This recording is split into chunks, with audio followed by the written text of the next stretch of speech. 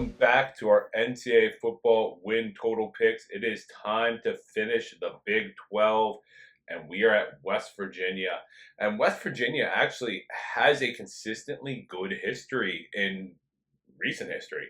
2001, Rich Rod shows up. Rich Rodriguez goes 3-8 his first year in the Big East, and then just improves them. Makes bowls in 02, 03, 04, 05, 06.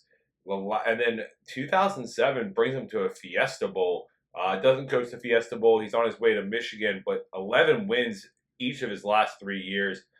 Bill Stewart takes over the program for the Fiesta Bowl. We coached him to 9 wins for 3 straight years. Then Dana Holgorsen comes in, 10 wins, 7 wins, but then misses a bowl in 2013. 5 straight bowl games, finishes 8-4 his last year. He's gone. Neal Brown shows up. 5-7, 6-4, 6-7, 5-7. And then going into last year, after missing a bowl in 2022, Neal Brown's on the hot seat. They open up with a loss against Penn State on the road. Then they beat Duquesne, beat Pitt, beat Texas Tech, beat TCU on the road. They lose against Houston by 2. They lose to Oklahoma State. They beat UCF on the road, then beat BYU, lost to Oklahoma, then beat Cincinnati and Baylor. That would put them in the Duke's Mayo Bowl, where they faced North Carolina and won 30-10. It was a 9-4 year for Neal Brown, giving him another season. And we look at this team this year, and there's some good parts. We got to start with the offensive line. The offensive line was the big part of the turnaround last year. Allowed just 10 sacks. The ground game was 3rd in the nation. They dominated the time of possession battle. The front 5 should be good again this year. At quarterback, though, it's Garrett Green. Garrett Green's not a great passer. He can move some, but he's not going to get the ball downfield. Devin Carr, their top receiver, is gone. They bring in Jaden Bray from Oklahoma State. They also have tight end Cole Taylor. Green really just has to be a good runner. He had a lot of mistakes last year. He just needs to control those. At the running back spot is Jaheim White. He showed up late in his freshman year and really popped off with 842 yards and 4 scores. C.J. Donaldson's kind of the big basher, 19 touchdown runs in the last 2 years. The defense, no real big studs, but they were really good. Constant pressure. They led the Big 12 in sacks last year. It's a group that's surrounded by Sean Martin, who's definitely the leader of the crew, but he wasn't a statistical stud. Their top playmaker, though, Lee Kaboga, is gone. Linebacking core is going to be around Ben Cutter in the middle. The defensive backs, 6 of the 9 top tacklers last year were defensive backs. The safety combination of Aubrey Brooks and Anthony Wilson should be good. They bring in transfers TJ Crandall and Aiden Garnes from Duquesne to fill the gaps. Big thing, they've got to convert 3rd downs, and they have to be better passing the ball. It's also not the most friendly schedule this year. We look at the schedule, and it starts off again August 31st against Penn State. That's going to be a loss.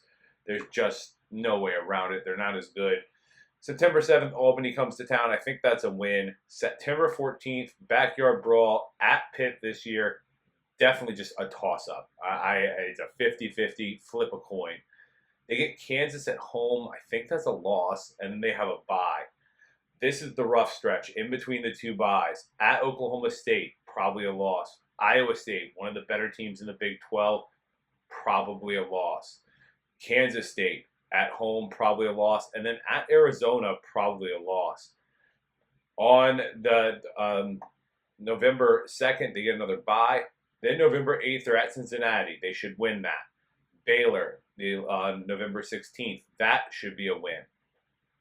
Against UCF, that should be a win. And then they finish off the year with Texas Tech, and that's probably going to be a loss on the road. When I look at this team, it looks like a 6-win team, maybe 7. If they get Pitt and they get Kansas State and they pull off an upset somewhere, they might get the 7. The over-under set at 6.5 most places, but we're going to go ahead and take an under 7 that we found. It's on the Combi books, Bally Bet, Bet Rivers. That's going to be our pick in this one.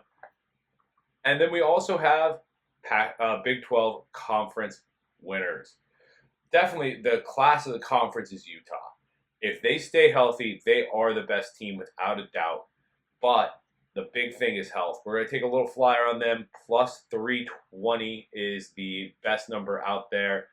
That is sitting at DraftKings right now, and that's going to be our pick there. But what if they don't stay healthy? And I think it then comes down to Kansas State and Oklahoma State. And I trust Mike Gundy more. He's a man, he's 40, and he's been there for 20 years. We're actually going to take Oklahoma State plus 900 to make the playoffs. Plus 800 is the best line for them to win the conference. If they win the conference, they should be in the playoffs. That's going to be plus 900. And there's a chance that, say they go 10-2, make it to the conference title game and lose, they could still make the playoffs. So that's going to be our pick there. If you like this content, make sure to hit the like button, comment, subscribe, and we'll see you next time.